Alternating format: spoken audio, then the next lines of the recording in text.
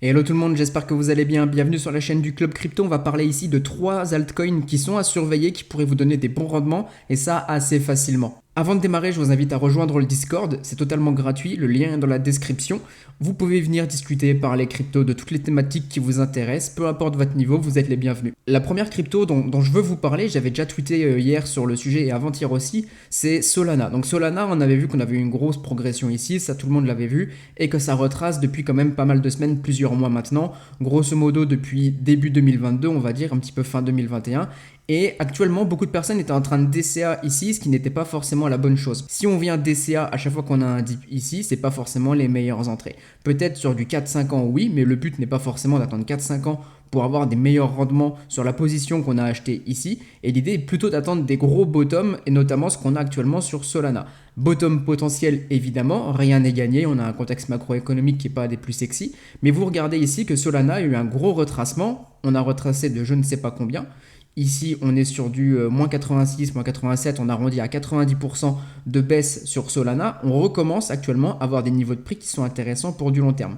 Vous la voyez, cette ligne ici, ce gros support aux environs une trentaine de dollars, on va dire, au niveau du prix, c'est un niveau qui serait assez défendu. C'est un niveau qui avait été défendu ici pendant plusieurs semaines. On est en weekly, donc une bougie égale une semaine.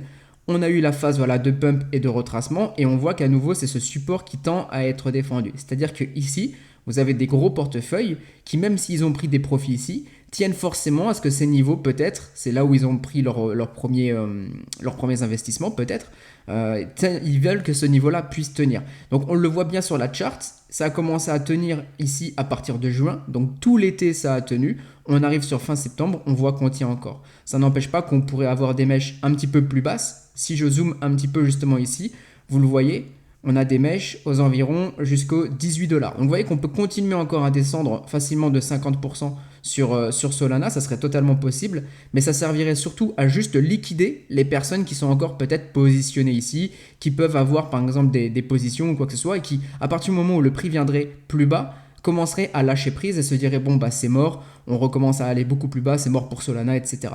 Sauf que les retail vont penser comme ça. Les personnes qui ont des gros justement investissements vont venir se recharger ici. Les profits qu'ils ont pu prendre sur ces niveaux de prix, sur la montée ici, ils vont pouvoir les réinjecter ici s'ils sentent que le marché peut redonner quelque chose d'ici 6 mois, 1 an, 2 ans éventuellement. Par exemple, on parle beaucoup du halving qui redonnerait une dynamique bullish au Bitcoin et donc forcément aussi à des altcoins.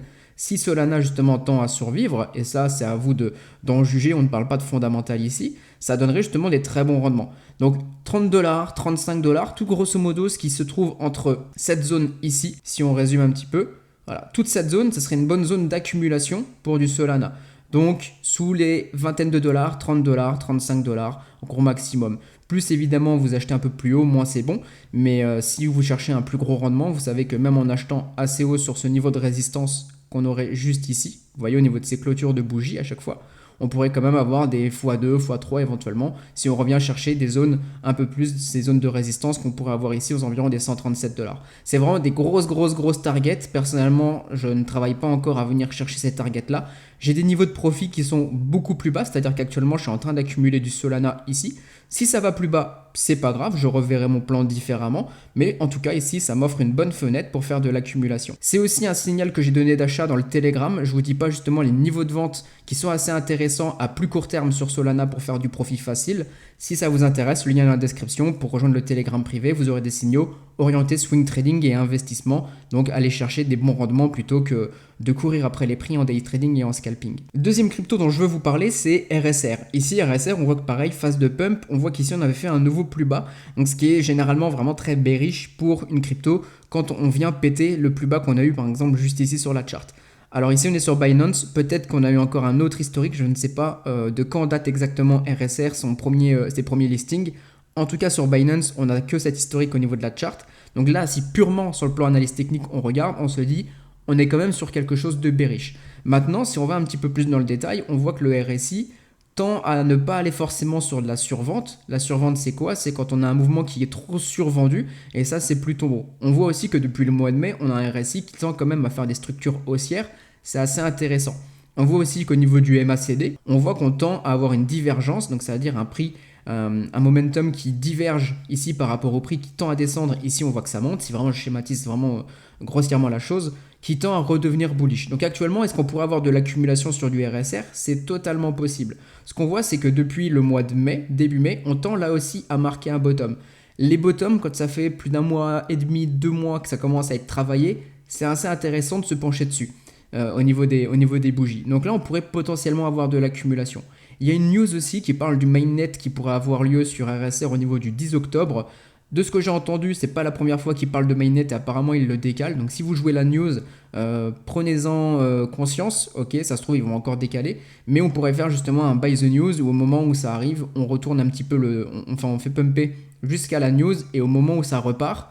Au moment du 10, pardon, je vais y arriver, le prix commence à se retourner. On a eu un peu ça justement aussi au niveau de Ethereum avec le merge. Donc ici justement, est-ce que ça pourrait être une phase d'accumulation si vous avez envie de vous positionner sur RSR? On peut justement se poser la question et on peut commencer justement à se placer ici. Et troisième crypto dont je veux vous parler, c'est BNB. Donc évidemment tout le monde connaît le token de Binance Coin, c'est le Binance Coin de Binance. Et ici, donc on a une grosse phase de pump, on voit que c'est un token qui a quand même bien tenu la baisse, là où on avait un Bitcoin qui avait perdu facilement du 70-80%, ou pas mal de tokens aussi qui sont à 90%. Ici, on voit quand même que lui a bien tenu, c'est-à-dire que depuis son ATH qu'on avait eu ici en mai 2021, on avait été quasiment revenu le chercher juste ici, ce qu'on voit, c'est qu'on est simplement sur du moins 60. C'est beaucoup, mais par rapport au bear market, ça va. On voit que ce prix en tout cas est très défendu. Là, je fais une petite parenthèse. Vous voyez les clôtures de bougies ici à chaque fois, ce qu'on avait eu en mai. Et ici, pendant 1 semaine, 2 semaines, 3 semaines, 4 semaines, 5 semaines, ici même avec les bougies, on avait tenu ce prix de 650 $. Donc si jamais vous êtes placé sur BNB, que vous voyez que le prix revient ici, pensez dans tous les cas, regardez ce que fait la chart parce que ça pourrait être une grosse zone de résistance. Ici, il y a des personnes qui ne veulent pas que le prix aille beaucoup plus haut pour le moment sur Binance. Pour autant, ce qu'on voit, c'est que du coup, il a vraiment bien tenu. C'est un token qui, sur le plan fondamental, est assez solide évidemment, même si voilà, j'aborde pas le plan fondamental dans les analyses. Ici, on a quand même un token qui tient la route. C'est le token de Binance, c'est pas rien. Binance, c'est un mastodonte dans l'univers crypto et a les moyens, s'il le souhaite, de garder son token bullish. On voit que justement aussi au niveau de ce prix, au niveau des 250 $, on a un bon support. On l'a aussi ici au niveau des 210 $, 200 $. Donc vous ici par exemple faire du DCA sur du BNB, sur du très long terme, ça peut être intéressant pour avoir justement des bons profits parce que le but c'est de faire survivre votre capital, c'est de faire en sorte qu'il ne dégringole pas à des moins 90, moins 95%, etc. À chaque cycle baissier, mais c'est de préserver justement la valeur que vous avez pu créer sur le marché.